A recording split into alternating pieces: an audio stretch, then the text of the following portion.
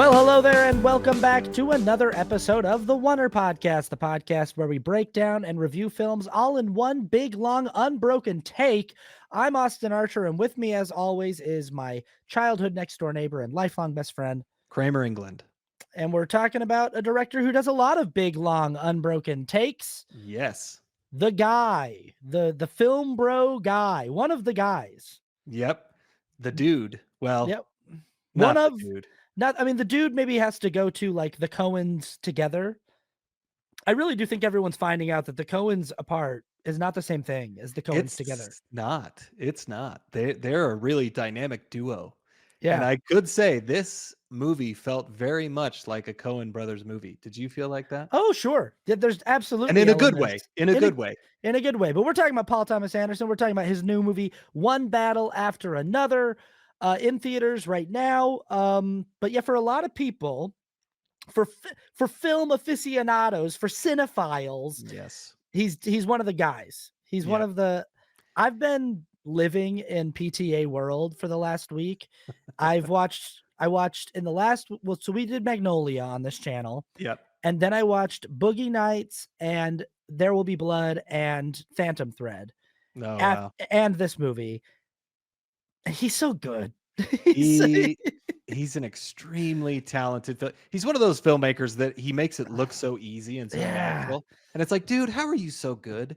Oh, I it's get jealous of him, like watching Boogie Nights. I was like, this is his second movie. And it's just like, it's so confidently made. It's just Yeah. so, I saw a YouTube video that was talking about how his style has relaxed in his older age, that it's clear when he's younger that he's like mimicking Scorsese, Yeah, and, yeah. and you can see it like in Boogie Nights and in Magnolia. You can feel that, like that kind of kinetic energy of the camera, that it's always moving and these long takes and stuff, Yeah, and that yeah. he's trying to be like Scorsese in Goodfellas and Yeah.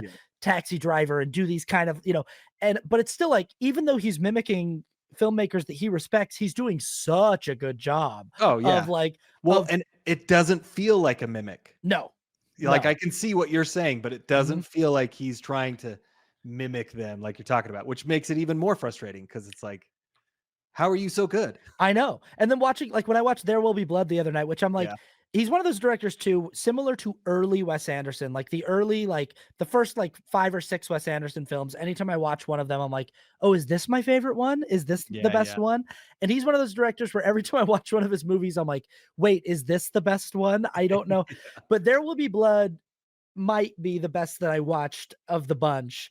But that opening sequence where it's like 20 minutes and no one talks, and it's just Yeah.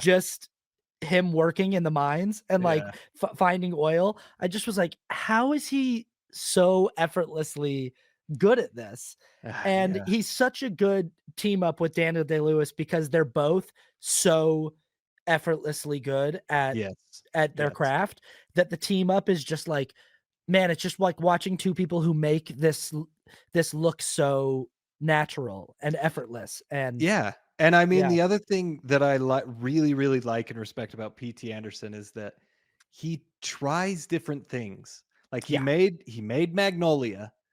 He made his first 3 movies, then he makes Magnolia, or Hard 8, then Boogie Nights, then Magnolia, and then he's like, you know what? I got to make a 90-minute movie, and it's got to be a comedy, ultimately a romantic comedy, mhm, and it's an Adam Sandler movie, yeah, and it's like, and so he like goes from these really, really art house movies, which Punch Drunk Love is also an art house movie, but he took this huge risk in making it 90 minutes. It's like 95 minutes or whatever, but he like made something completely different. And I feel like he did that with this movie too. He's like, you know what? I'm going to try and make something that's more mainstream. It's not really well, and mainstream, but it's like it's his version of mainstream. yeah. Well, and yeah, and also, just Hard 8 and Boogie Nights and Magnolia are also like narratively very different films. Like they're Yeah. all just Yeah. about very different things, and how, he sort of, at least for those early, I mean, for a while, he keeps a lot of the same actors around and Yeah. in the rotation, which Mhm. I always like that. I always kind of Yeah. like Yeah. Yeah. when a director's just like, I found some people that I like, who I work well with, and I'm gonna bring Yeah. them back, because why? If it ain't broke, don't fix it. Mhm. Um, but yeah, you're right. He always tries new things, and you're absolutely right that uh, that One Battle After Another is another example of Paul Thomas Anderson's willingness to continue to surprise his audience by stepping into new areas that we haven't seen him in before. And it's probably the thing that I admire the most about this film. And it's also probably the thing that ultimately let me down a little bit about the film because I just have a certain expectation of, Right. like, a certain je ne sais quoi from a PTA movie, and this movie just felt the most mainstream I've Yeah, ever yeah.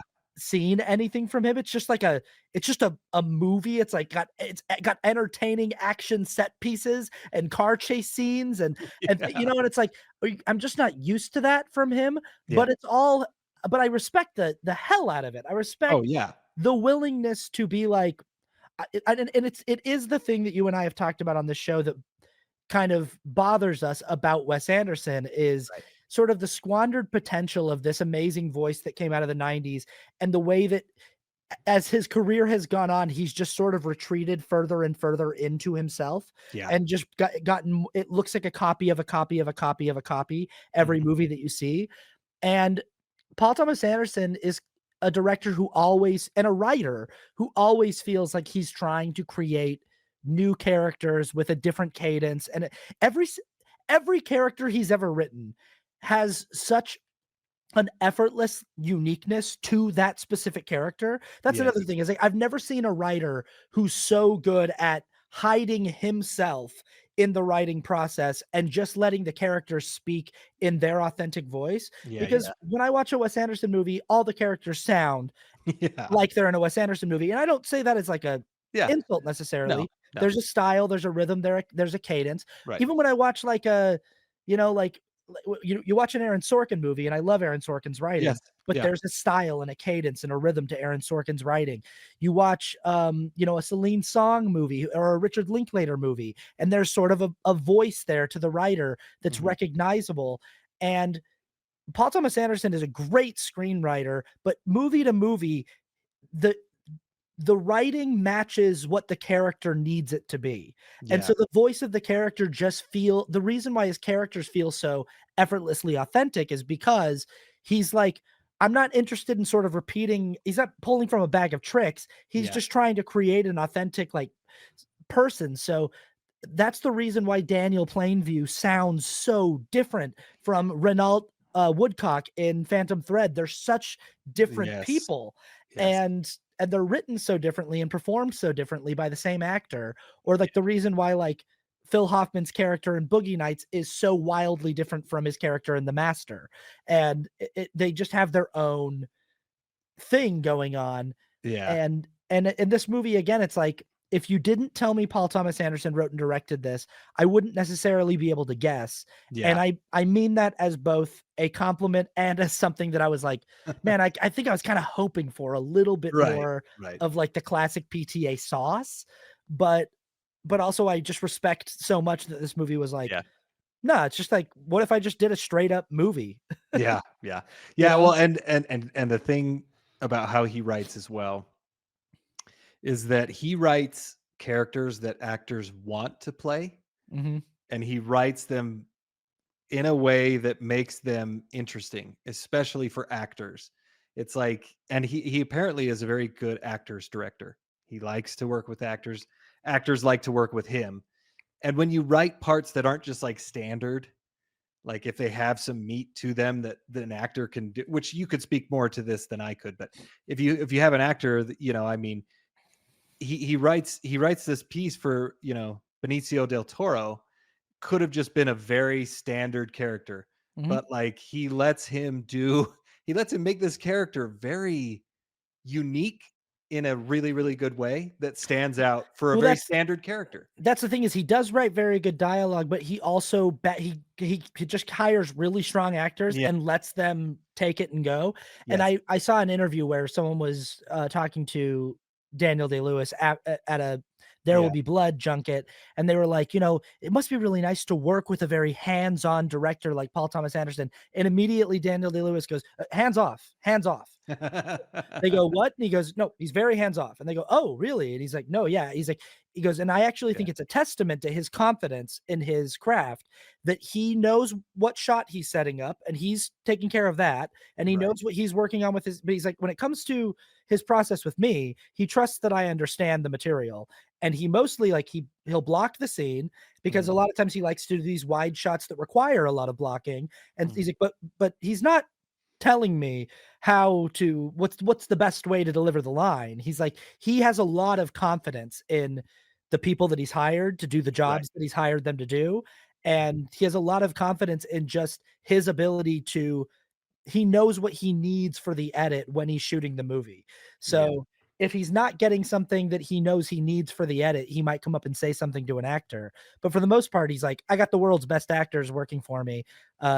I'm gonna tell them where to stand and they're gonna knock it out of the park. Yeah. Well, and I mean, he even does he sometimes he doesn't have the world's best actor, and I mean, he took a chance on Adam Sandler, Yeah. which, I kinda talked about in our Oner Funner video, but, he took a Mhm. big chance, and he proved that Adam Sandler can be a great actor when he wants to be and when you let him be, right? Yeah. Which is also another thing that's like, because I mean, if you have an actor like Daniel Day-Lewis, you know he's gonna give a great performance no matter what. But when you have an actor like Adam Sandler before he showed that he could be a good actor, I mean, that's also a huge risk that somehow he saw that nobody else really saw, and he kind of brought it out of him, you know? So just I mean, we're really singing his praises because he's pretty amazing director. He's one of the greats and one of the best to ever do it, and I don't think that that's too hyperbolic or too sensationalist to say. Um, okay, so general thoughts about this movie without doing spoilers, and we've already been sort of doing that, but no spoilers up to this point, so don't worry, you're still watching the spoiler-free version potentially. But uh, what are your general feelings about one battle after another? My general feelings are that I liked it. As we were talking, like I liked it a lot. I had a lot of fun.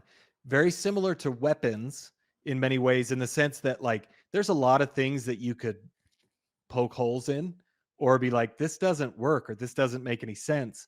But the movie is so entertaining and I was so engaged the whole time that it didn't bother me to the point that I didn't like it. There's still some things that like, "Oh, that's a little interesting, but it was so fun to watch and so engaging that I really, really enjoyed the movie.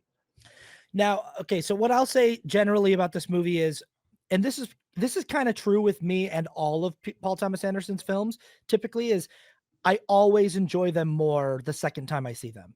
Yeah, There's yeah. just a lot going on. His films are very dense because they Yes. have so many characters and there's so much great dialogue that's so subtly great, and it's great in a way where like there's a lot of lines in his films that you can't really understand why that's such a great line Yeah. until you see the end of the movie. You know, like where when you come back to the film, you're like, oh, I didn't notice that the first time because I didn't know the context of what that line would come to mean, you Yeah. know? And Yeah. so I do believe this is I want to preface everything I'm about to say before all of the film fans gasp at this kind of sacrilegious take I'm going to have about this film, that I do believe my scores for this film are going to go higher with subsequent watches, and I do want to get back to the theater to watch it again before it's out of theaters. Nice. I would love to see it in like VistaVision or like, something like that. Oh, I wish I could, man. I wish I Yeah. But in general, very good. I really enjoyed this movie. I was captivated from beginning to end. Great performances throughout from everyone in the cast. Sean Penn gives just a really interesting, weird performance as a villain in this movie. Yeah. Leo DiCaprio's doing his thing in just a really kind of fun way where it's like Yeah. he's not necessarily doing something you've never seen him do, but I said this to Olivia. I was like, I'll say this about Leonardo DiCaprio and his team.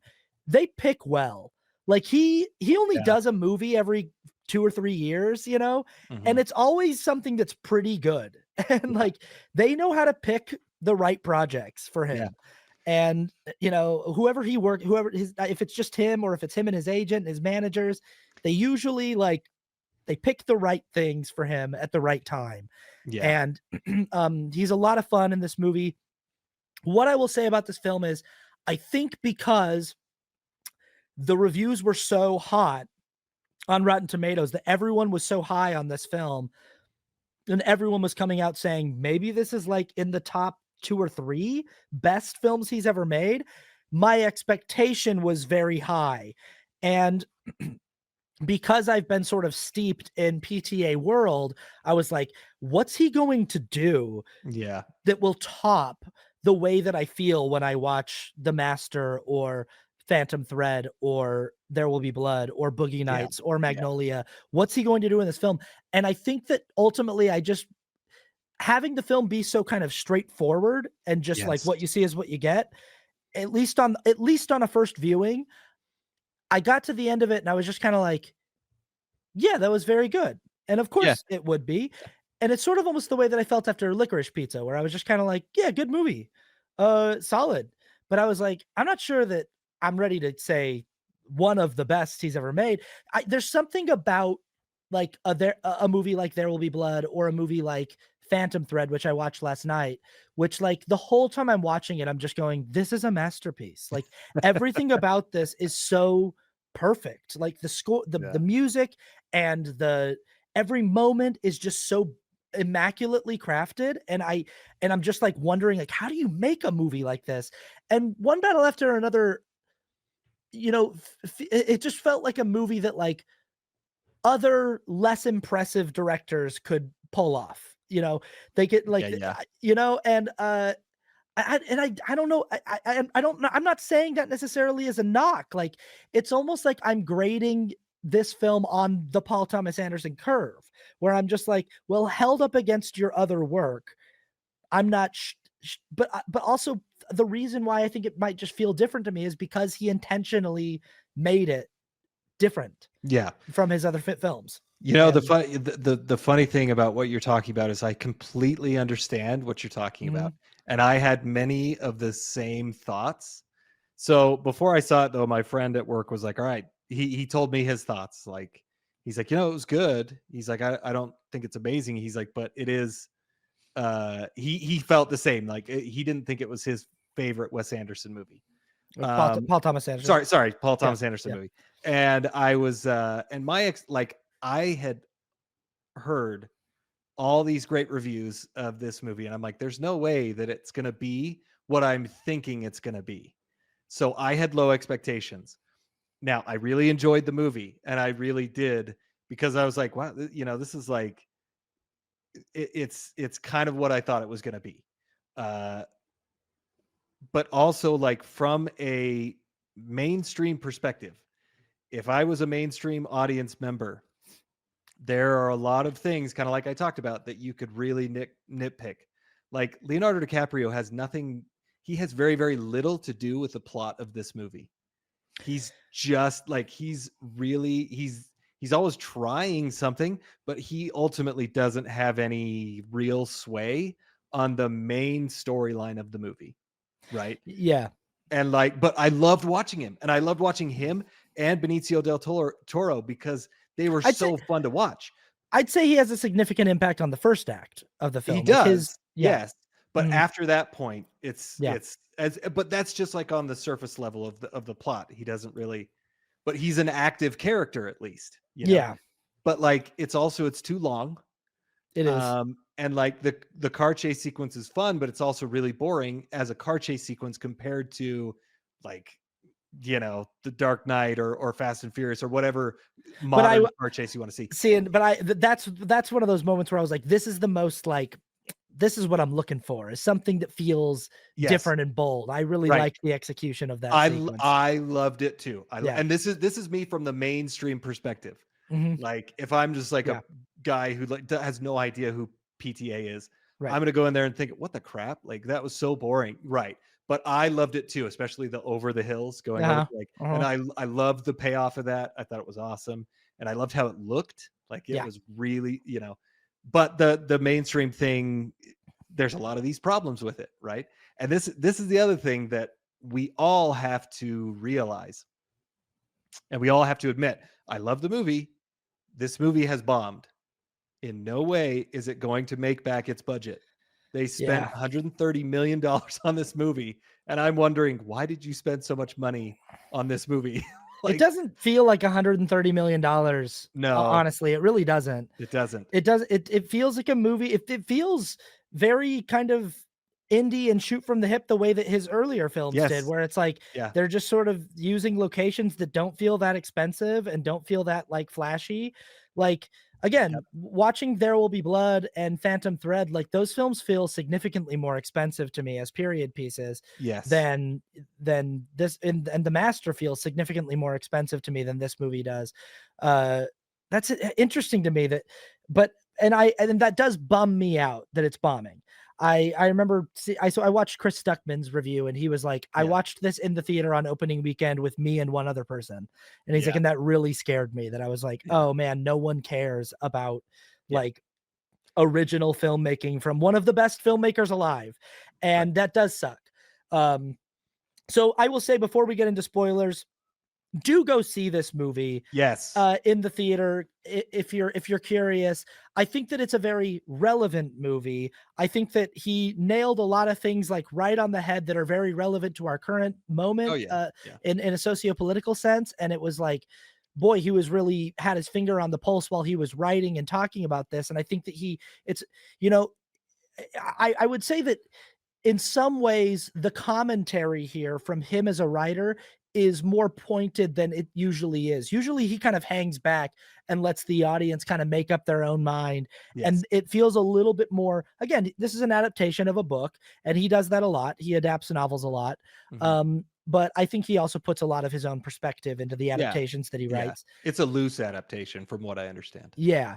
And so I will say it's very relevant. It's got a lot of interesting themes, great characters, an engaging movie from start to finish. Yeah. I agree that there's some stuff that could be trimmed in the edit, but that's also just not our boy's style. He just likes to No. Yeah, he like he likes you to have know. it long. But Uh-huh. I do agree also, this is kind of a like, it's on the nose.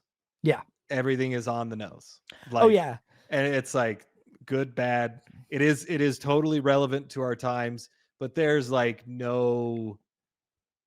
there's no room for interpretation. It's kind of like, no, this is what it is. Not necessarily a bad thing, but kind of a thing that I was surprised by because it is just so straightforward. Yeah. But yeah, go check this out if you're curious. Yeah. We're going to get into our spoiler section of the video, so be warned. Yep. Spoiler warnings now, and you have this that's the end of no spoiler section. Yep. Okay, so like I said, this movie starts off. I mean, like it's very relevant. This movie starts off with a raid on a Yeah. detention center for Yeah. immigrants, but this is like back in what is this like 2000 or I like don't, I could never tell what time period this was right. actually in It because feels I don't know if the later time is right now, or yeah. if it's like set in some sort of future that's not the future, like I Yeah, don't know. I could never tell what time period it was. yeah, exactly. That's a good point. I don't, and I can't remember if the movie says. I can't remember if it has like a title card that I says. think it says like 13 or 15 or 16 years later. Yeah, we get But that, but that's the only thing we get, which we don't know what time period we're in. yeah, and I could definitely see how like at the beginning I was like, sure, okay, this is like Bush era, Yeah, it seems like, yeah. Mhm. and but also you could definitely say that the beginning of the film it would be something that would happen right now. Yeah, Um, and that's kind so of what I also wondered, like, okay, is the beginning of the movie set now? And then 15 years later is set 15 years from now, but I don't know. He leaves it ambiguous, but it's also kind of it's within the vicinity of this time period. Well, and the interesting thing about the life of a political revolutionary is that like everything's cyclical. It's like Yeah, there's always going to be people organizing protests. There's always going to be people yeah, throwing bottles and yeah, Molotov cocktails, and there's always going to be people, yeah. And well, and it goes into the name, one battle after another. It just keeps going, no right. matter what. There's always something that they're going to be fighting against. Yeah, there's always some injustice. There's always some Yeah, systemic yeah, oppression. There's always some call to action yeah. that needs to be answered. And basically, Leonardo DiCaprio and as our main character and his partner, whose name is what is it? Fernidia Beverly Hills or Yeah. Oh Faridia? man. Oh, let me see. It's a great name. It is a great name because Mm. perfidia. Perfidia. Perfidia Beverly Hills. Perfidia Beverly Hills, I and love his the names in these. Yeah, it was great. and his name is like Bob Master. What is his name? Well, yeah, Bob. Bob Masterson or something, but Yeah, he's something like also got that. a code name, I think. But they're all doing this. They're going to go do this raid on this detention center and free a bunch of detained immigrants who are being held in, like, one of these, like, you've seen these fenced in caged Yeah. areas, Mhm. and the way that they do it is like quite militant. Like, they're going to go in with guns and they're going to like hold the guards hostage, and Yep. they're going to free all these people. And Leonardo DiCaprio's job is he's like the explosives expert. So Yeah. he's Mhm. going to create a big like pyrotechnic display, basically, of like fireworks that's going to serve as a distraction while they escape into this van with all of the people that they're breaking Mhm. out of this detention center. But in this initial raid, Perfidia comes across the quarters of Colonel Lockjaw, who's Yeah. played by our villain Sean Penn, and Yes. what's it's something Lockjaw, like what a Stephen J. Lockjaw. Stephen J. Lockjaw, and Yeah. this guy it's like I love when Sean Penn takes big swings on characters because he's one Yeah. of our great character actors, Yeah, and he has these ticks that, Mhm. like, I immediately knew the type of character he was, and he played it so well. I loved it too. Like, he's taken this huge swing, but it's also one that, like, I know who this guy is. Like, Yeah, I can see who he's playing, yeah, and it he is on the border of ridiculous, but I don't think he ever crosses it. yeah. But No, it is it's he does a he's a very, very interesting character, and I I love heard the way that somebody he s- took it. I heard somebody say that he walks like a GI Joe action figure, and I was like, yeah, Yeah, I heard that too. Like, I was like, he has this, like, weird gait, and he's, like, always he's always performing, and he's yeah, very but interesting character. Perfidia basically tells him to stand at attention, and she doesn't mean stand up on your feet. She means Yeah. his nether parts, Yes. and I this was a part where I was like, what the crap Yeah. is going on here? Like, I was like, "What immediately, the?" yeah, immediately I was like, like what? Like, this is, but Well, it's, yeah, it is weird because you can tell he likes it, yeah. and you can tell she's kinda into it too.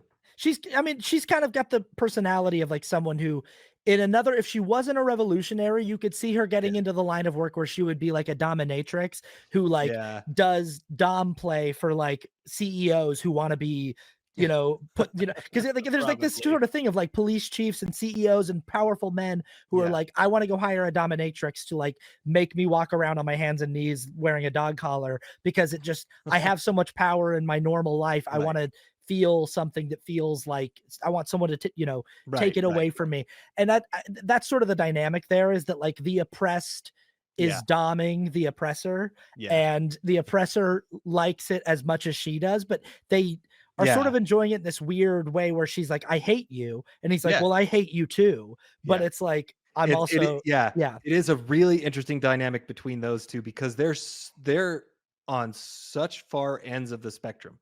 They're Uh-huh. completely opposite sides, Hmm. but that's what they're like, they're basically right next to each other with how far away they are, Yeah. and that's what draws them to each other. It's like erotic horseshoe theory. So horseshoe theory is that theory Mm, that's like the extreme ends of either yes. side of the political spectrum are more or less the same. They're just like they Yep, use different ideological rhetoric, but it's like yep. once the horseshoe comes around, they're like closer to each other than they Yeah, are far apart, yeah, I And it's love that. like That's it's exactly that's exactly what yeah, I'm talking about. And it's yeah, something weird that, like, they both hate each other, but that's what attracts them to each other uh-huh. in this weird, weird way because, I mean, Sean Penn's character is a racist, like a full-blown racist, like, he wants to purify, the country of any race that's not white. Yeah, literally, like, So, his, like, crowning achievement of his life is he wants admittance into this secret society of white supremacists yes. called the Christmas Adventurers Yeah. Club. That felt very Cohen Brothers. Yeah, yeah, yeah, Yeah, that for sure. yeah, And he, like, wants nothing more than for this, like, dark cabal of white yeah, supremacists to accept him into their club, but yeah, also he's attracted to Perfidia, who's black. yeah, And and anyway, they get away with these immigrants, and they sort of have a successful like raid on this deportation camp, and then we basically kind of do like the whole first act is like a montage of this gang of revolutionaries Yeah. going around and doing different things. You know, they're planting devices and in different government Yeah. buildings and setting Yeah. off bombs and sort of.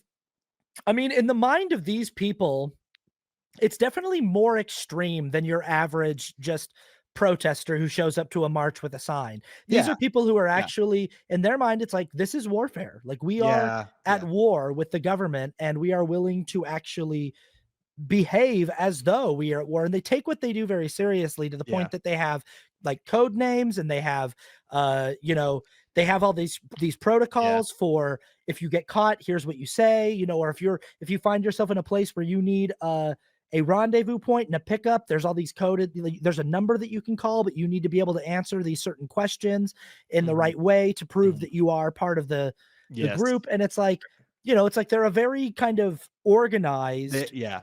resistance. Yeah. And They do I did feel like they, because I think they talk about this, which is they don't want to kill anybody, but they need to make a statement, right? right. Which comes up later, but they talk about, we don't want to hurt anybody, but we want to hurt the system, and that may require explosions, like we're talking about, right? And but it goes through this whole, this whole thing, and they're setting up these bombs in this building, and then Sean Penn finds Perfidia again, and she is planting a bomb in the bathroom, Mhm. and he catches her, and she thinks she's caught, but then he's like, listen, I want my hat back and I want my gun back. I don't care if you set off this bomb. And again, you can tell that they're attracted to each other. Yeah. And later that night, he says, bring it to my hotel. Yeah. Like, and And she does. they do some dom sub play back at the Yeah, hotel, they're and doing it something. doesn't show that they No, actually no. fornicate, Yeah. but it is implied that they're doing something. Well, And the they yeah, did something, we find yeah, out later, but yeah. yeah, and that, yeah, that was a and then she is pregnant. Yeah, and Like, she's in a partnership with Leonardo DiCaprio, yes, yes, and yes, so yes. we assume that, but yeah, I think, does she get pregnant before or after they have the operation that goes south? Is it Before. That's before? before, because like, Okay. she gets pregnant, it's almost like right after she is with Sean Penn, then it goes to her being pregnant, shooting the gun, right? Yeah. And Leonardo DiCaprio is kind of like, "Man, it's not even like she's pregnant," Well, because like, there's literally a scene where she's, like, drinking and, like, smoking yeah, yeah, weed, and she's pregnant, and Leonardo DiCaprio's, like, just talking to his friends, he's like, yeah, and he's talking to her mom and her parents, and he's like, yeah, "Can you talk to her?" Because she was also raised by revolutionaries, and yeah, it's baked into the story that it's like, this is generational, like, that her parents were revolutionaries, and they right, raised her to be a revolutionary, yeah, and, you know but he's like, "Hey, we're gonna have a kid, can you tell her to slow down?"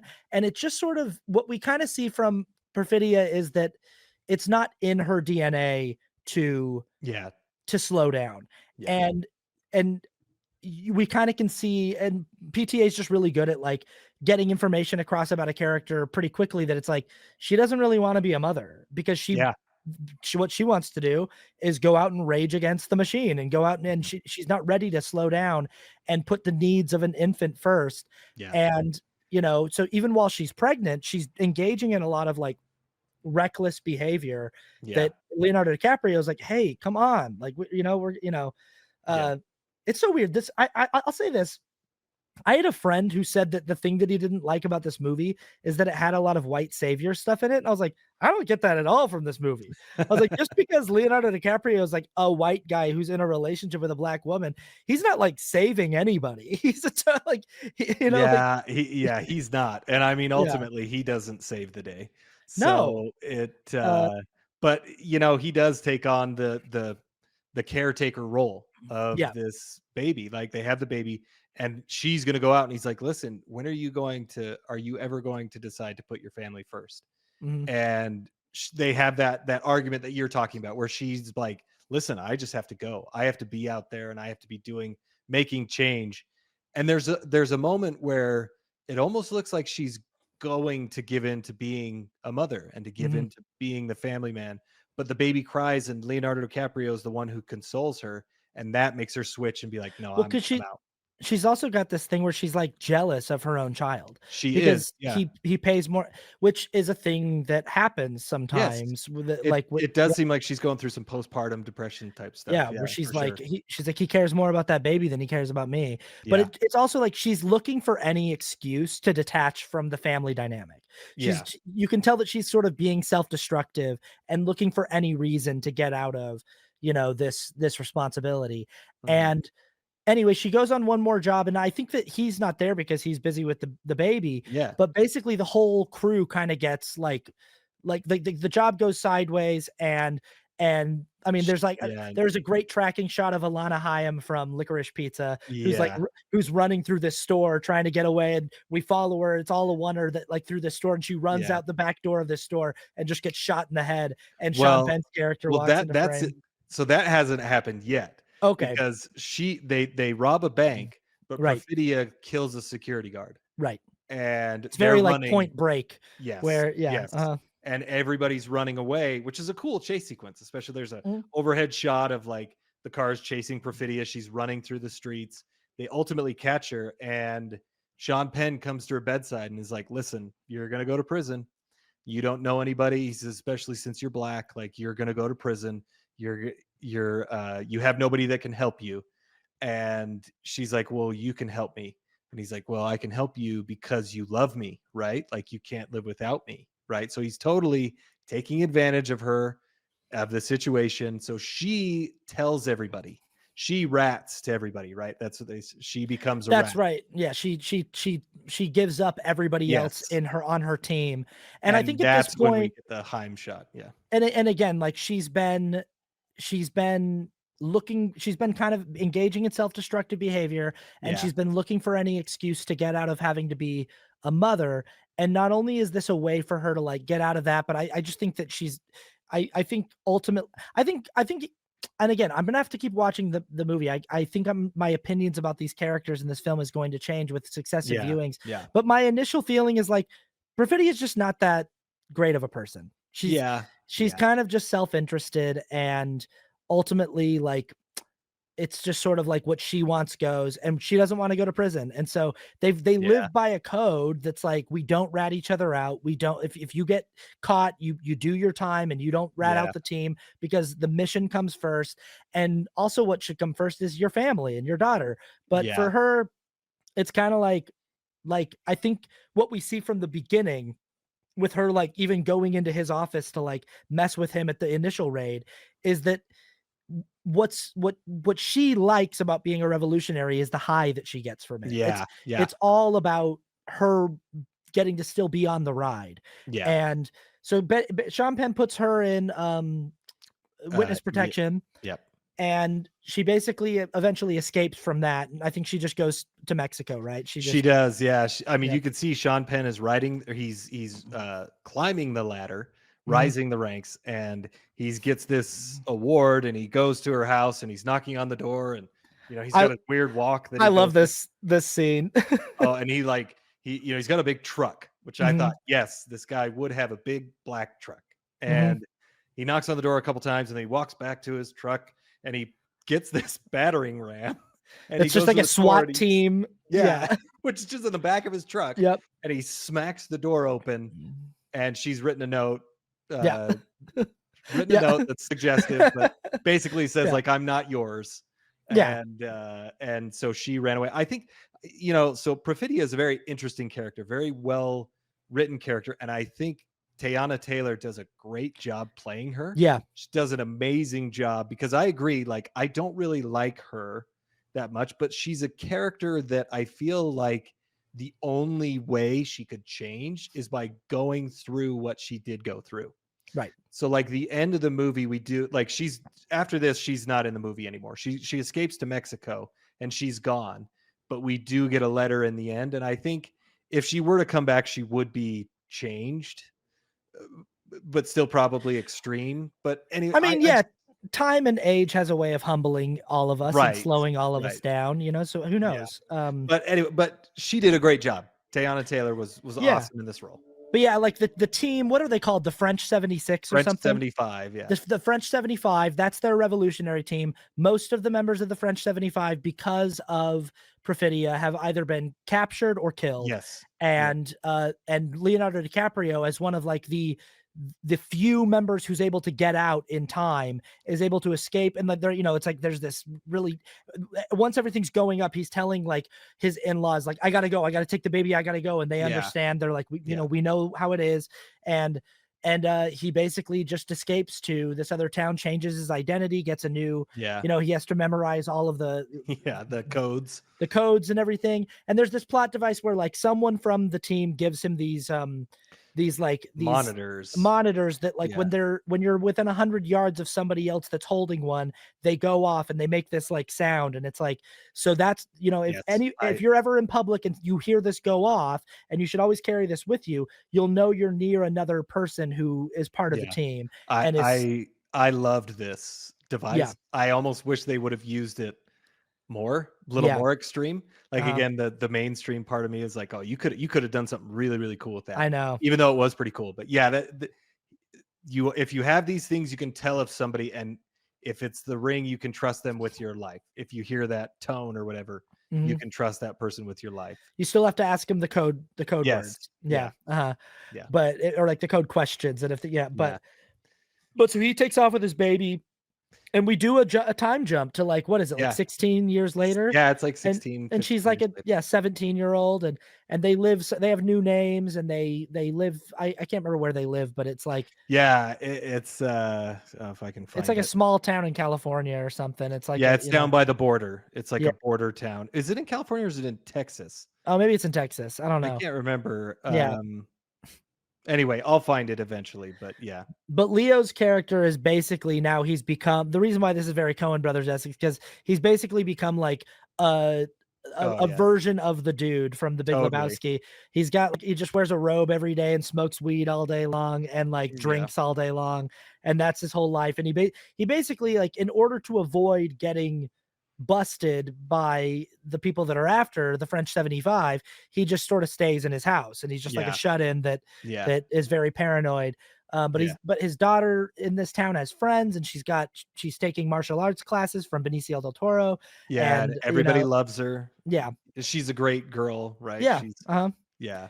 and yeah, and like what happens that's the inciting incident that it's like that somebody does somebody reach out to him and go like, hey man, they're coming to your town, like they've Yeah, or so what happens is, well, like, I mean, the funny thing is that what we just summarized is like the first 45 minutes of the movie right, that's the or first act, longer. and Yeah, it's the it's first pretty act. cleanly one Well, two and three, yeah, yeah, and it's kind of funny, like that could have been, again, the mainstream side, like that could have been a lot shorter and you could have just set totally. it up from there. But I enjoyed that section. But then this part, so It the could be guy like a that 15 to 20 yeah, minute long prologue. Yeah, that's exactly what yeah. I thought. But the guy who told Leonardo DiCaprio about the monitors and all the code words and everything, they pick him up and they get him, right. They Mhm. Somebody finds him, they take him and they detain him, and then they question him, and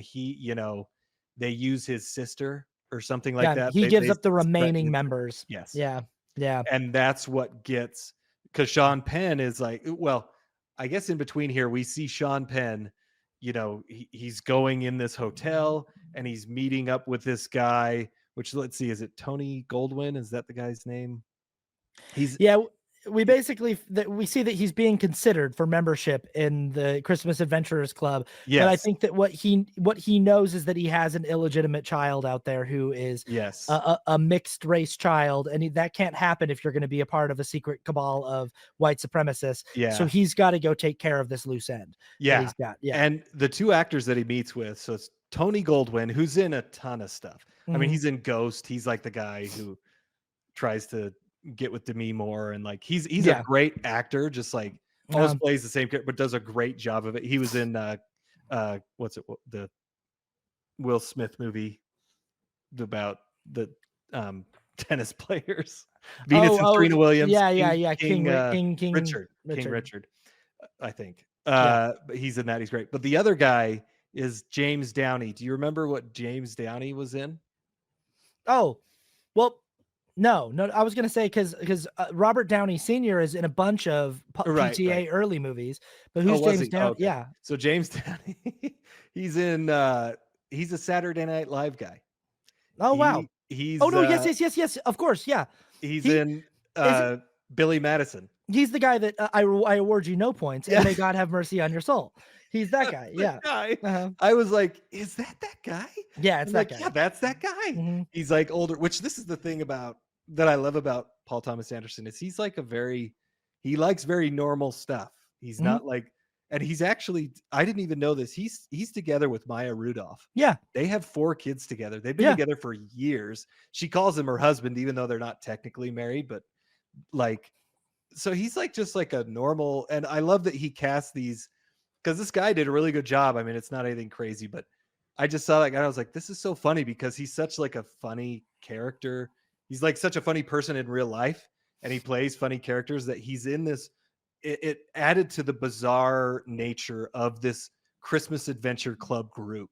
Like Yeah. he's like a very soft spoken guy, and he's Yeah. like, but he's like, they're like horrible people, but Yeah. like it made it very like Cohen Brothers esque. So Yeah.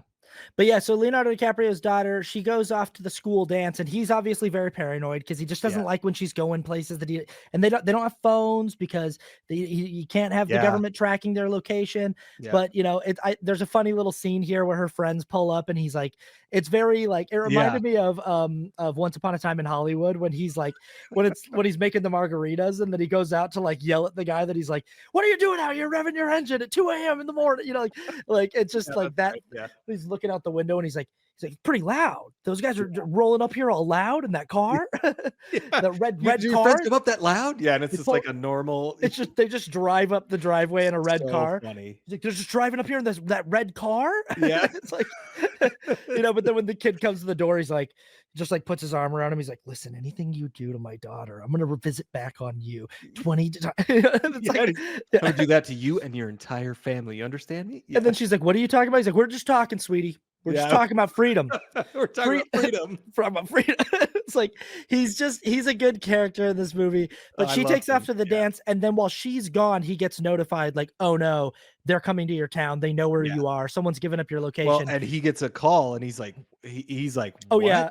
And they're like, "The billy goat has been taken or whatever." And he's like, "Who is this?" Yeah. And he's like, and then it like he is smoking Yeah. marijuana. I'm pretty sure it's weed right then. Yeah. And he's like, "Wait, I'm so high right now. What are you talking about?" And Yeah. like, There's a really funny runner in this movie of like people trying to use the code words and he just like can't remember what they're talking about. I love And this that. keeps The coming up in the film entire yeah. that he's just like, wait, hold on. I can't remember the passphrase. It's Yeah, like, and he's like, "It's something about something." Yeah, he's always trying to remember, which is yeah. great. But anyway, he realizes I gotta get out. And he actually they're like at his house and he Yeah, uses a tunnel that he's built in yeah, his bedroom that he goes under his house and it's like an escape tunnel. And he's rigged it with explosives because that's his thing. He's the yeah. explosives guy. And so he escapes the tunnel, blows it up behind him. Well, And and he they put gas down, so he's oh, got that's right. gas Yeah. coming, like some sort of tear gas or Or something. maybe I got that wrong that he doesn't blow it up. Yeah, it's the I gas. well, they're It's the worried ga- they don't wanna go down there because like he's the bomb guy, so that's right. he Yeah. probably did, Yeah. But but they they throw gas down. yeah. And then he gets out and he's basically got to hightail it into town and get to the sensei, who's like one of the only people in town that he trusts. And the whole Well, goal and is just like, he has the phone call. He like yeah, gets out, he gets through, and he has another really, really great phone call with this person who yeah. he cannot remember what time it is. He gets it all up and he's like, He can "Well, remember what?" every other answer, and they're like, "What time is it?" And he's like, "Oh, I can't remember that one." He's He's like, like, and the guy's like, "I can't tell you the rendezvous point if you can't tell me what time it is." And he's like, "Oh, come on!" He's like, "Yeah, "I got the other two answers." And yeah, he's like, "Are you listening to me? They're coming for my like yeah, yeah." yeah, He's like yeah, super pissed. yeah, But the guy doesn't give him an answer. He just hangs up on him. He's like, "Call me back when you know the time." yeah. And he And hangs I up the phone. and it's classic Leonardo DiCaprio like freaking out. Like I love when Leonardo DiCaprio in movies like Oh, screams he's and great. freaks out. Yeah. But yeah, he links up with Benicio del Toro. There's that funny scene that you see in the trailer where he's like, he's like, Sensei, I need some weapons. And he goes in his back room. He's like, you just got nunchucks in Yeah. here. Like, and he like drops on the ground when the cops drive by, Yeah. but he basically, it's like, they're trying to get to his daughter at the school and get, because she doesn't have a Yeah. cell phone. And by the time they reach where she is, she's already gone, and they don't, know Well, how and we skipped over the part when she's in the bathroom at the right. dance, and there are a bunch of girls in there, and all the girls leave except for her, and then she hears her monitor go off, That's right. and we see this lady comes in, and she's and because the whole time you're thinking the the daughter is thinking that like this is all, she's not sure if it's all real or whatever, like she's kind of doubts her dad, Right. but then like she shows up and the lady starts saying everything and she repeats the phrases back to her, and she's like, it's Regina Hall, who's great in this movie as well, and she's like, listen, your life is in danger right now. And it was just a really really cool moment to like have that character, his daughter, realize that like, oh, this This is is all real, like this is yeah. the people are really coming for me, and this thing that my dad has been telling me about, who I think is kind of crazy, is actually real. So I thought it was an awesome payoff to have Yeah, that. it is cool. That she realizes like, oh, all these stories my dad's told me my whole life, they're Yeah. true. But yeah, so they Regina Hall picks her up and takes her with her out, they're to like a Yeah. safe zone. And Yeah. that's the conversation that Leonardo DiCaprio is trying to figure out. He's trying to figure out, where is the rendezvous Yes. point so I Yeah. can meet up with my daughter, and he can't answer the last question. And Yeah. so, but while he's trying to figure out the answer to the last question, Benicio del Toro takes him. I really liked this. By the way, this we got to talk about just the fact that this entire sequence, once Leonardo DiCaprio's going into the escape tunnel underneath his house, Yeah. this entire sequence it plays at like one big long set piece where Yeah. he's running through the Yeah. town and trying to, and the daughter's getting together with the other revolutionaries and being Yep. taken away. And there's a piece of music, like a piano piece of music Oh, that plays under the entire thing. And awesome. it's like 30 minutes long. And like, Oh, it's so long. and I was thinking about PTA's use of music when I was Oh, watching There Will Be Blood, because he has these long sequences like this where it's like yeah. dun, dun, dun, dun, dun, dun, dun, dun, Yeah. dun, dun, dun, Yeah. and it'll be like this long sequence where there's like this one piece of music that's playing for like 15 minutes of like Yeah. a very long sequence. And that this was like a really great PTA sequence that's edited so well Yes. together and so Yes. seamlessly, where like characters are like running and all this different stuff's going on. There's different people that Sean Penn and his team are apprehending, and it's Yep. all being cut together with one piece of music under it. And it is like a 20 to 30 minute long sequence of Yeah. them running around this town. And I really loved the detail of Benicio del Toro having this community where like everybody knows who he is in town, Yeah. and he's got this like shop in town where like newly immigrated families who don't have paperwork yet, they keep them like in the Yeah. back room Yeah. of this shop. And he just kind of comes back into the back room. He's like, all right, everybody come upstairs. And like everybody gets together, they go upstairs, Yeah. and then like they've Yeah. got to like get these people out through a secret passageway, like, Well, and I love how calm he is the whole yeah, time. He's yeah, just always like, "What are you doing, Bob? Like, why are you doing that?" Like, and he's like, I mean, Benicio del Toro again, just like an amazingly gifted actor that yeah, makes everything look so simple.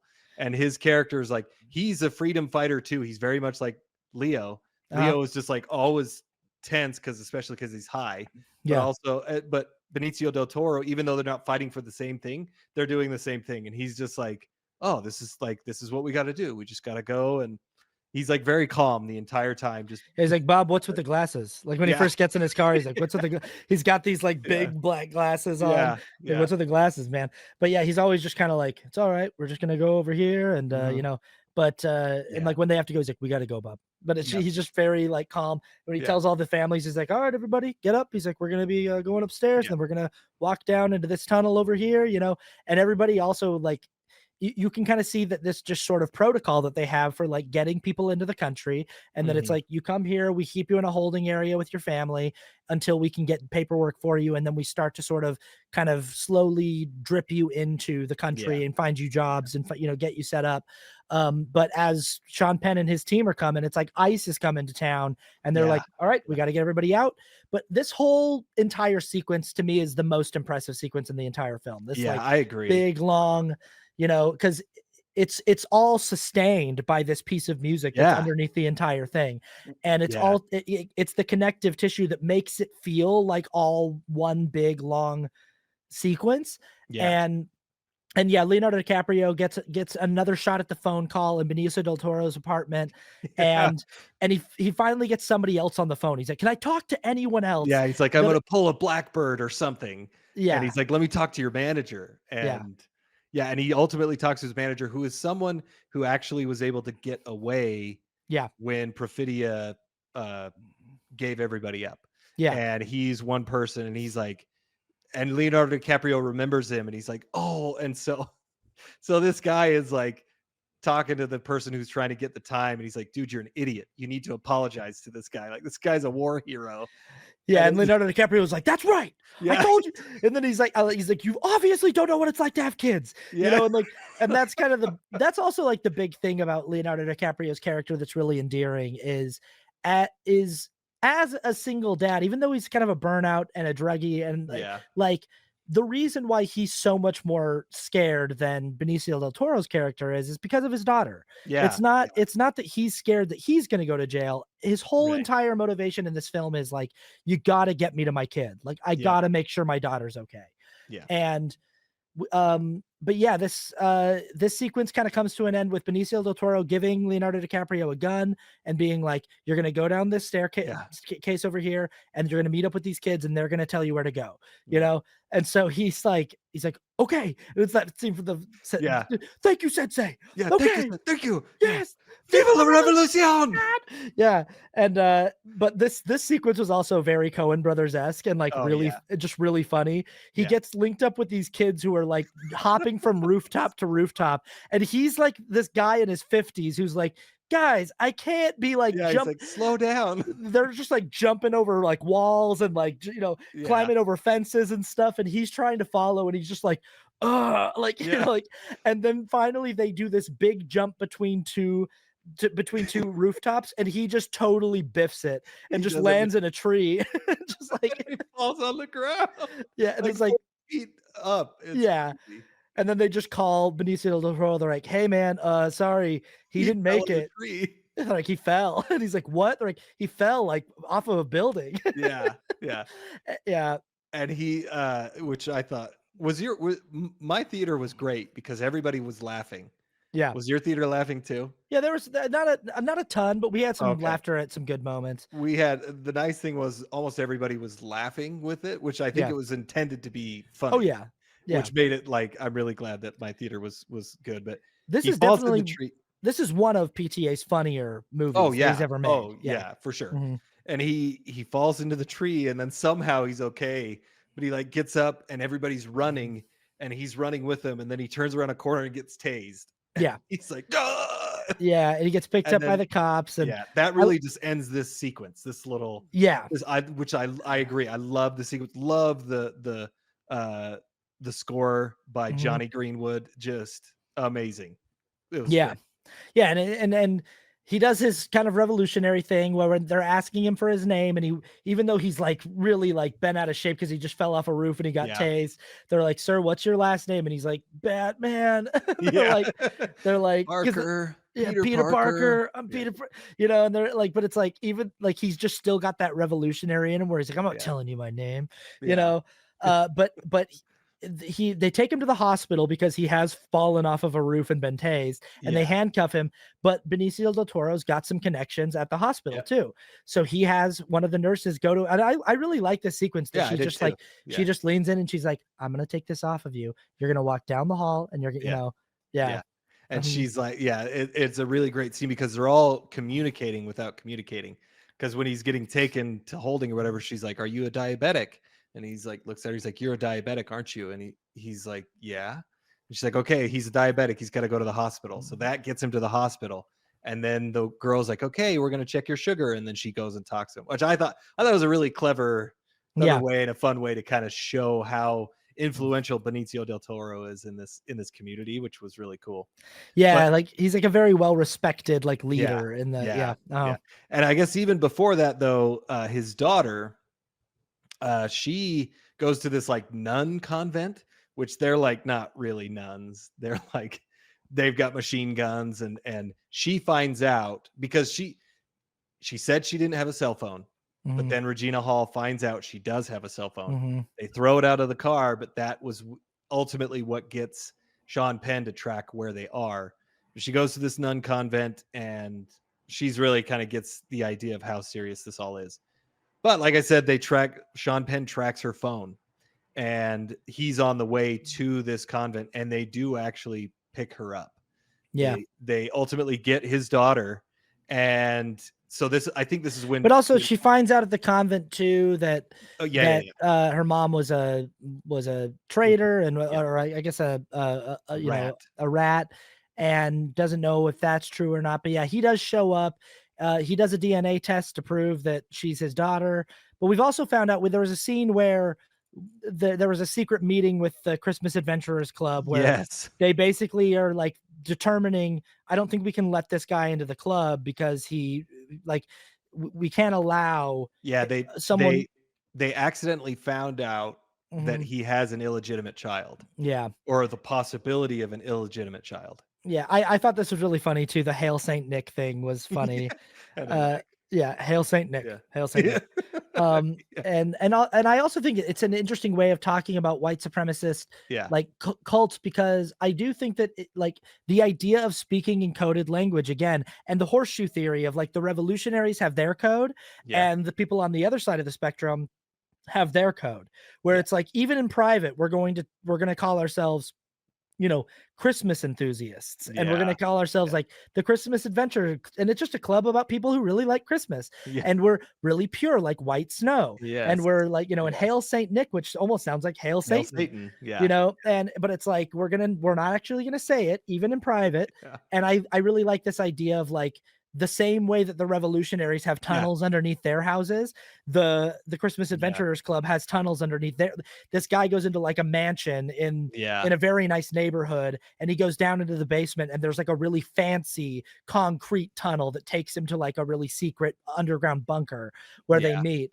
But yeah, they send an assassin out to kill Sean Penn, Yeah. because they're like, we can't have this guy in the Yeah. club, and we got to just, you know, take him out. Yeah. um Yeah, and they're like, we want it clean, like we want it completely taken care of. So now that adds a new layer. This other guy's going to go after Sean Penn. But by this time, Leonardo DiCaprio and Benicio del Toro are on their way to the rendezvous point.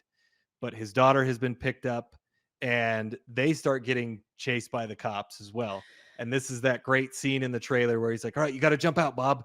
And he's like, on four, you know, 1, 2, 3, 4, go, Bob, go. And then he just like turns the car, and Makes him Leonardo fall DiCaprio, out. yeah, falls out. Well, Like, because it's like it's great. they're being chased by the cops, and they get around a corner where the cops can't see him. So it's like, you got to go now. Like Mhm, you got, you know, mhm. but he gives him his gun and everything. And it's like, sort of like you're close enough that he can basically hike the rest of the way. Or if he can, Yeah, he hot wires a car. And of course, yeah, Leonardo DiCaprio's character knows how to do that because he's an mhm, explosives right. expert. So he knows how to, you know, and you know, it's not far fetched that a member of the French 75 Right. would know how to hotwire a car. And he drives the car out to where the rendezvous point is, Yeah. and he tries to shoot at Sean Penn and the other people who have his daughter from a distance to try, but he, you know, doesn't quite. Uh, Yeah, he doesn't get, but I guess even before this, which you said that Sean Penn finds out that it's his daughter, but like that's a really great scene too. yeah, He's sitting there because he has to wait for this DNA test. He swabs her mouth and he swabs his mouth, and then like it's got to wait for all these bars, and it's this just again like Sean Penn. I mean, such a horrible person. The character is such a horrible person, mhm. but he plays it so well, and also the actress as well that plays his daughter Willa. I'm trying to She was remember her name. fantastic, and She was I think fantastic. this is her debut performance, and she's fantastic. Yeah, and she's amazing. It's Oh man, I can't find. Oh, Chase Infinity. Chase Uh, Infinity. yeah, which awesome. Like she was a great. And I don't know how old she is, but she was a great character, and she is having to deal with like her story is very serious. Everything else is kind of crazy and really weird and Mhm. really funny, but her story is actually really serious, and that's Well, was yeah, what. because she So yeah, I mean, she she finds out her starts off mom's as a a rat, and Yeah, and she starts off as a teenager who just thinks her deadbeat dad is, like, crazy and making stuff yeah, up, and then she has to go through the movie and find out, like, "Oh my gosh, like, this is serious, like, yeah, my parents really were involved in some crazy stuff, and also this guy's my dad, like, this horrible, yeah, awful g and my mom was a rat, like, who even am I, and what is yeah, anything?" And, like, her whole yeah, entire sense of self and her identity is rattled. But, yeah, yeah, as Sean gets away from the nunnery or yeah. the convent, Convent. from and he's got her in tow, and they're being chased by this car.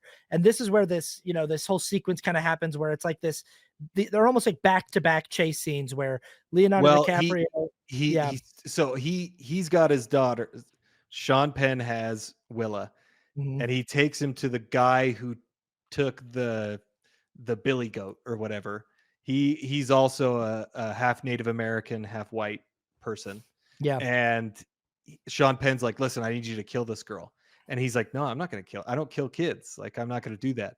And he says to him, "We'll just take him to these people, and I'll pay you your day rate." And the guy's like, "Okay, I'll take her to these people."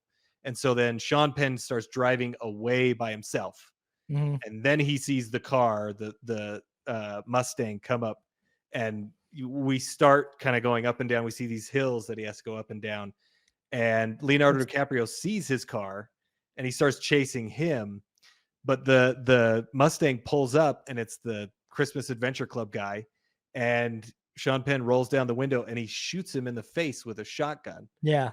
And you see his car go off the edge, and there's a huge, I mean, that's a big crash, and Leonardo DiCaprio ultimately pulls up on it, and he looks and he thinks that Sean Penn is dead, and he like even pokes him, and so he kind of goes back. But in the meantime, Willa gets taken to this like white supremacist compound or whatever, and Yeah. there's like a guy there, and the person who took her there drops her off, but he just can't, like, he can't leave, and he ultimately goes back with a shotgun, and he gets the keys, he does her lock, and he starts shooting all the different And people, which and they basically all just kill each other. They they basically. do. Yeah. Which Mhm. I thought this was a very interesting thing too, because the person who does it, I don't know his name, but he's also he's mixed race, Yeah. right? And Willa is mixed race, Yeah. and this I thought this was so great because you don't you don't really know who this character is,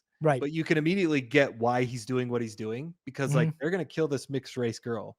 Like, and they're just using me. They don't accept me because they talk about this person too. The Christmas Adventure Club, the Yeah. people talk about him like, well, he's half, and they use some derogatory terms, and Yeah. but he's okay. Like, we'll use him.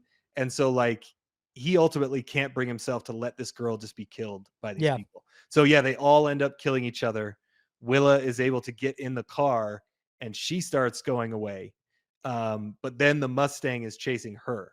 And this is when we get this like roller coaster car chase of going up and down these hills. And like the way that they shot this was just totally mesmerizing. Like it probably went on too long, but I was like, I really loved how I Well, and I don't really know if love you've the ever sequence. if you've ever driven on a desert road that's Oh like yeah. that, that Yeah. goes up and down Yeah. like that.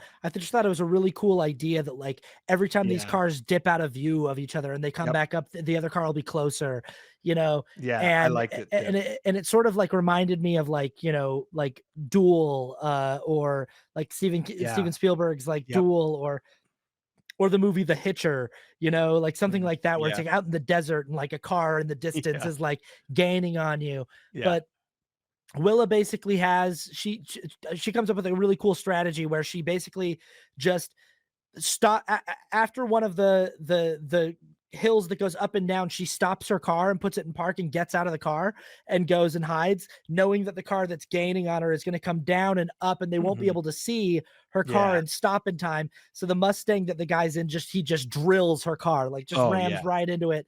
And then when he gets out of his car, she just lights him up. She just, Yeah. you Well, know, and she says the code words, whatever. It's like, what is this and this? And he's like, what are you talking It's about? something something in like Beverly Hills, like Yeah, and the yeah, Beverly Hillbillies, like yeah, something something something something in the Beverly Hillbillies, and the answer is like all of them won't mean anything after but yeah. like yeah, And the guy mhm, doesn't say it, and she shoots him, and she uh-huh, kills him because he's gonna pull out a gun on her too. Which right, again, yeah, like you said, like I loved this too. I loved her stopping and how smart she was as she went over, and so she kills him, but then Bob shows up like immediately after all this happened, which again, like he didn't have much influence on the on the plot. That's why. I also love the little like beater Civic that he hotwired Yeah, with yeah. this like loud muffler, like this, Yeah, it's it like was great. like Yeah.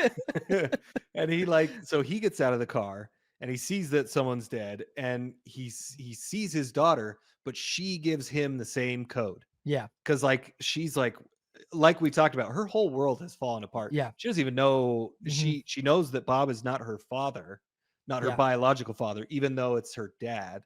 yeah. And she makes him do it. And he's like, so he does give the code. And then she finally comes and like gives him a hug, which is, I don't know, it was a very good emotional payoff at that point. Cause Yeah. it's like it's all come to an end. And he's like, all right, get in the car. We gotta go. And Well, it's that realization too of like, this is your dad. Whatever that DNA yeah, test yeah, says, it doesn't matter. Like, this is the guy that raised yeah. you, and this is your dad, and he went through all of this just to find you. And Yeah. yeah, maybe his character doesn't actually affect anything, but like Right, right. he's been on this journey to just make Yeah, sure his daughter's okay, and he yeah, finally finds her yeah, and and gets he her out. does Yeah, that's why too, he's not a passive protagonist. no, He is an active one. It's just their stories never intersect. he's just kind of unsuccessful a lot of the Exact time. Yeah, yeah, yeah, yeah, Yeah, yeah, which is so it's not bad, yeah. it's just different, but I did enjoy his story. I would say though from here, this is and I wonder if you agree. I would think that the movie could just as easily just go to the last scene with him and his Yes, daughter right from here. I And totally agree. I don't think we need this added extra. I think you could just leave Sean Penn dead in the car I and just agree. say that's where that story ends. Yeah, But instead we get this tacked on thing that's like kind of fun and like kind of but it's like it just kind of felt like what happens is all of a sudden we see a shot of Sean Penn's character, which this is a great shot of yeah, him just walking down the street from the and his face is just completely covered covered. in blood, and he's got like a gun over his shoulder, and he's just like walking down the street from his car accident. Yeah, And then we cut to a scene of him at a building being accepted into the Christmas Adventurers Club, and he's got a very deep, badly yeah, scarred yeah, face. And we see that like it's just like all he's ever wanted in the world is for these men to say like, "Welcome, you made it, you yeah, made it, yeah, yeah, like congratulations, Colonel yeah, Lockjaw." And he's like, "Oh, I'm so happy." yeah, And then they take him to his corner office, and my personal feeling is if this was going to happen, if we were going to do this like extra ending, I thought that Sean Penn's character was actually going to be there to take them out. Was going to be mm, like, you guys sent an assassin to kill me, and I walked back with half a face so that like I thought that they were going to be like walking him to his office and he was going to be like, "Oh, wow, thank you." And pull a pistol out and like shoot the guy in the mm, head and then just go through the office and like kill all of them and then like walk I thought but instead like that's yeah, they just kill him in his office and I was like, yeah, "Okay, but you already killed him the scene before." yeah. So, I kind of thought, and I thought this actually was, I thought what was going to happen is that he was going to be in his office and he was going to get everything he wanted. Almost making the commentary that like even though there are these horrible people who do horrible things, they end up in these positions of power.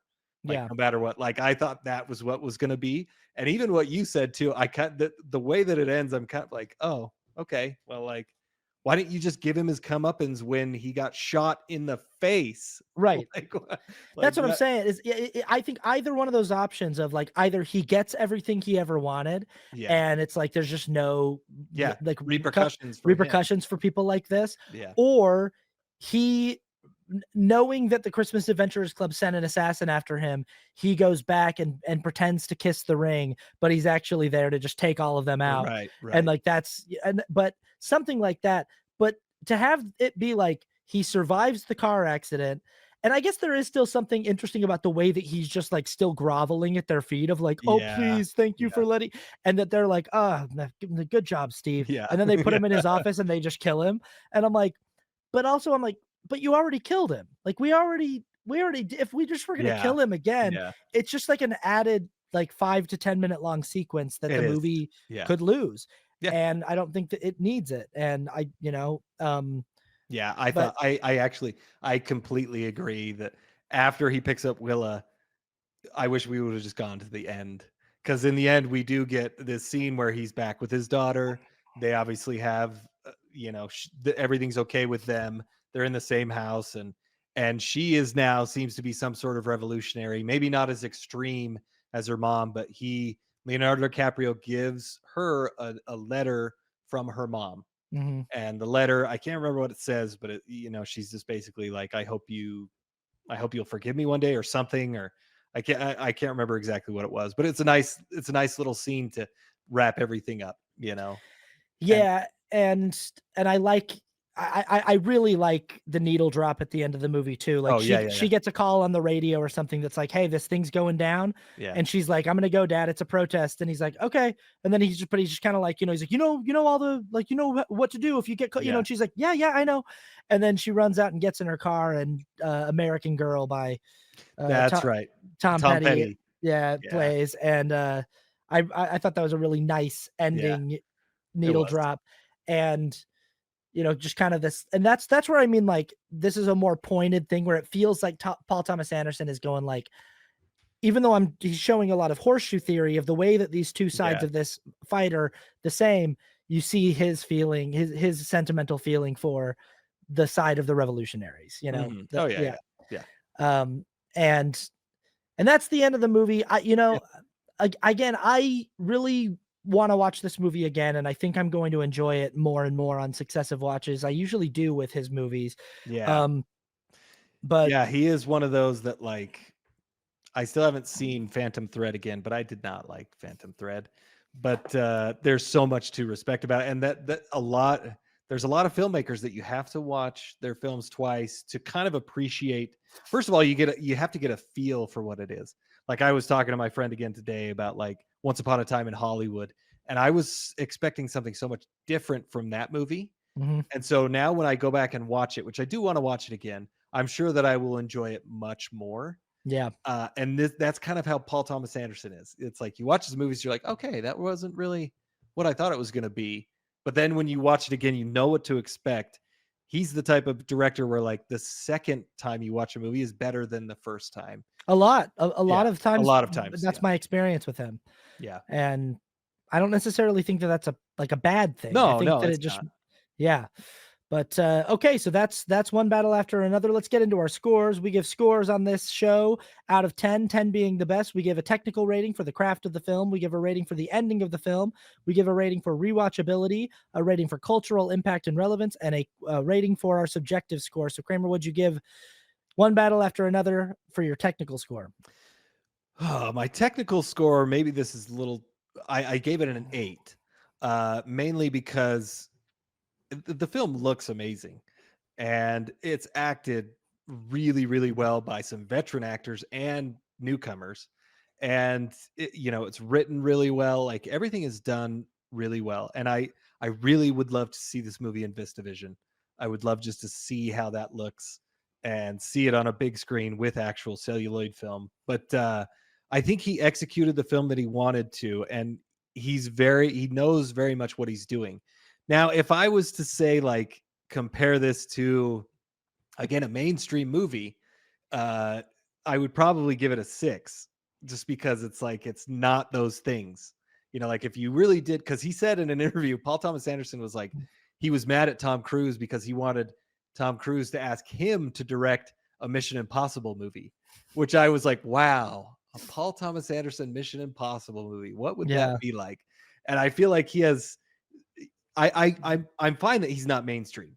yeah. I like that. But also, like, if you want to go mainstream, you've got to change some things up. But again, like, the fact that his craft is so good, I gave it an 8. I gave it an 8 as well. And again, I think that maybe this score goes up for me on successive viewings. Yeah. I just Yeah. think that when I'm grading on the curve for him, I usually I feel like The Craft is like 9.5 or 10 almost always. Like The Craft is like so immaculate and everything just feels so like masterful from him Yeah. normally. It feels so elevated. It feels Yeah. so, and this movie just kind of felt like, yeah, good job. Like that was like really solid with just a few things where I'm like, yeah, I don't I actually felt like I don't to me, I didn't feel like it was laborious to get through, even though I Yeah. did I at the end agree. of the movie, I was like, I can identify some places where you could have trimmed Yeah. 10 to 15 to maybe 20 minutes out of this movie and maybe had it be a little leaner. But that being said, it's paced quite well in the edit, and and Mhm. it's cut together and performed in a way that is very engaging from beginning to end. Um, but just maybe a few of those questions I have about like the extra ending with Sean Penn Yeah. and you know, but like I said, my scores for this film will probably go up the more I watch it. So, Yeah. how'd you feel about the ending? The ending I gave an 8.5 because I really did like the creativity of going up and down. And I think it was a pretty smart ending and you kind of got the payoff. But I did not like that extra, like you said, the Sean Penn kind of, that was just kind of like, well, that was a little weird. You didn't really have to do that. So I probably docket a few for those. But I think it did all kind of come together in a nice way. See, I went down in the ending. The 7.5, I went to 7.5 because Yeah. for me, that's where I was like, "Oh, geez, like, this movie was feeling really tight and everything was and I Yeah. felt like it was ready to just head into its final scene and be done, and I just felt like it just lingered for a little bit Yeah. there, Yeah. and I liked that last scene, I liked that last moment, but I kinda just felt like the movie was, like, ready to just be was like he's really good in most of his movies about like the last scene. I Yeah. mean, like the last scene in There Will Be Blood is like one of the best last scenes No, in yeah. any movie ever. Um, and Yeah. it's I'm just such a done. great. I'm finished. Yeah. It's just I'm finished. fantastic. And Yeah. like, like the last moment of Boogie Nights, like him talking to himself in the mirror, and it's like the final reveal that the whole movie's been building up to this reveal. Um, but I just felt like this movie, like at the end of this chase scene, which was very good, I felt like the movie was ready to just like wrap up. And it could have even Yep. potentially I don't know. Like, I think we could have gone right into the scene with him and his daughter. Yeah. Maybe again, maybe this will go up with successive viewings. How about Yeah. rewatchability? Rewatchability, I gave an 8. I think it is one of the movies that you will appreciate more as you rewatch it. And I think it's fun because I love watching Leonardo DiCaprio and Benicio del Toro. Like they're just great actors that I would enjoy that sequence, especially in the middle. I'd really like to watch that sequence again. Yeah, I also gave it an 8 because I can't wait to watch it again, and I think that he is a director that every time I come back to one of his pieces, I appreciate it more and more each time, so I imagine it'll be the same with this piece, Hmm. and I'm excited to see it again. Yeah. How about cultural impact and relevance? Cultural impact and relevance, I gave a 7, mainly because I think I agree. I don't think this is his best movie, or I don't think this will be his most influential movie. Um, but we'll see. And also, it's not, like we said, it's kind of bombing at the box office. So we'll see how it goes. I think it is a great movie, but we'll see the impact down the line. So Yeah, I did a 6.5 because it is yeah, bombing and unfortunately, yeah, and I'm not as much as I think film bros are excited that there's a new PTA out and that it's yeah, good. I don't think that the general public really cares, and I think that there are still weirdly a lot of people who are like, "I don't know who that is." yeah, Who are yeah, like "I don't know who Paul Thomas Anderson is," which is yeah, he has sort of had that kind of career, kinda like a Steven Soderbergh or like where it's yeah, like you'd think that it would be a household name, but it's yeah, somehow still kind of not in a weird yeah, way, or yeah, like how like a lot of people like were sort of introduced to um what's it, Sean Parker last year or Sean Baker last year with yeah, Anora, but I've been on Sean Baker for a minute. Like I've yeah, yeah. but like I don't know. It's speaking of cultural impact, do you think that this movie winds up getting like nominations? Do you think that That's a good question because I wanted to ask you the same thing. I think it will. I mean, it's gotten so much good praise from the critics. I think that, and everybody, like, I know a lot of people know that this is bombing, but everything I read, it's talking about how good the movie is doing. And I'm like, no, it's not. but I think everybody just wants it to be good. Um, I think it I think it will get a nomination for Best Picture, and it'll probably get some Best Acting nominations. Best adapted screenplay. Yeah, I think it'll get Best Adapted Mm. Screenplay. He might get Best Director, but we'll see. I mean, we'll see how it goes. Do you think it will be? I don't, I mean, we're getting into that season, right? Like we're Yeah. heading into Yep. that. So, and I'm looking at like the what's coming out soon, and I'm like, I don't know what it's gonna be, but we always Yeah. kind of get this flurry of movies from October to December where it's like, okay, here's everybody's best, all the Yeah. studios' best shot for the year at an award. And if now that they nominate 10, I could see it getting in there for the Yeah. Academy. I could definitely see it getting some, I could see like I think Sean Penn will probably grab a Best Yes. Supporting Actor Yeah. nomination. Um, and I think Best Adapted Screenplay is probably something that you'll see. Yeah. Yeah. Um, and then maybe like as like an outside shot, like cinematography or Yeah. like Yeah. or original score, like as an Yeah. you Mhm. could see something like that. Yeah. Um, but yeah, okay. The final score, your subjective score. My subjective score is an 8.5. I enjoyed it. Um, it was a lot of fun. I thought it was more funny than I realized it would be, and I like the quirkiness of it, and I appreciate what P.T. Anderson did with kind of stepping out of his comfort zone. I think there's a lot to be appreciated for that, but I had a good time. So, I can't believe I'm saying this, and it's still it's just the feeling it left me with. yeah, And yeah, again, I've been steeped in this guy's work the last week and just in what a like yeah. effortlessly amazing filmmaker he is. My subjective score right now is 7.5. Okay. And I couldn't make it higher than that because I just was like, I feel like I'm lying because I just like him a lot. Yeah, Like I I know what I, you mean. I almost had it at 7 because I was like, I Yeah, just kind of felt like on the curve of like against the rest of his work, this just didn't yeah, for whatever reason, get get me hyped up as much as some of his other films have, where I'm sitting in the theater going like, "Wow." I mean, like, because 'cause I'm a big Phantom Thread fan, and that was a movie where the first time I saw it, I was sitting in the theater oh, really? like, "Whoa." Like, this movie is crazy. Yeah, And mostly I think it's just because of Daniel Day-Lewis's performance. Like, I yeah, just am like, "What a like, wow." yeah, But, like, the effortlessness of how elegant and beautiful that movie is and how mhm, weird and strange and haunting it is. yeah, But I this movie, I think I just wanted more of that like wow factor, and I yeah, mostly was just kind of like, yeah, good. And I I imagine again that score will go up over time, but that's where it is right now. yeah. Uh, how about you in the audience? What did you think about One Battle After Another? Do you like it? Do you love it? Do you feel like you need to watch it again? Um, have you seen it yet? Go see it. Yeah, go see it. Sound off in the comments, like, share, comment, subscribe. Speaking of Academy Awards and Oscar winners, next week we are going to be watching The Smashing Machine, and we're going to be talking about whether or not we think Dwayne Johnson has Yeah, got an Academy Award in his future. A lot of people are giving him a lot of buzz for this movie, so yeah. go watch The Smashing Machine if you want to watch along with us. I'm not sure if the Safdie brothers did this together or if it was just one No, of them. It was just just one of the Safdie brothers. yeah.